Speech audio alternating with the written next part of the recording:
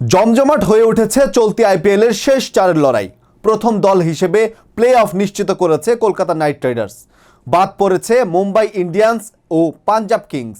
Play অফে খেলার সুযোগ রয়েছে ৮টি দলের, সাথে রয়েছে নানা সমীকরণের হাতছানি। বিস্তারিত দেখুন মারুফ হাসানের রিপোর্টে।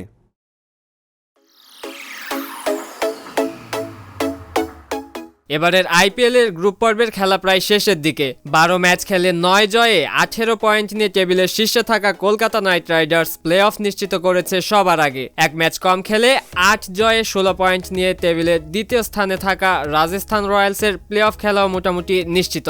১৪ পয়েন্ট নিয়ে তালিকার ৩-এ আছে সানরাইজার্স হায়দ্রাবাদ। প্লে অফ খেলতে পরের ২ ম্যাচে পেতে হবে জয় হায়দ্রাবাদকে, নয়তো তাকিয়ে থাকতে হবে সমীকরণের দিকে। ১২ ম্যাচে ৬ জয়ে সমান ১২ পয়েন্ট নিয়ে টেবিলের ৪, ৫ এবং ৬ নম্বরে আছে যথাক্রমে Chennai super kings, Delhi capitals এবং Lucknow super giants. Net run রেটে এগিয়ে থাকায় চেন্নাই আছে ৪-এ। শেষ ৪ নিশ্চিত করতে জিততে হবে দুটো ম্যাচই, পাশাপাশি তাকিয়ে থাকতে হবে অন্য ম্যাচের দিকেও। দিল্লি বনাম লখনৌ ম্যাচটি হতে পারে তাদের ডু অর ডাই ম্যাচ। প্লে অফে যাওয়ার সুযোগ রয়েছে ১২ ম্যাচে ১০ পয়েন্ট নিয়ে টেবিলের ৭ ও ৮-এ থাকা রয়্যাল চ্যালেঞ্জার্স বেঙ্গালুরু ও গুজরাট টাইটান্সের। সাথে রয়েছে কঠিন সমীকরণ, নিজেদের ২ ম্যাচ জয়ের পাশাপাশি পরবর্তী ২ ম্যাচই হারতে হবে ১২ পয়েন্টে থাকা দলগুলো।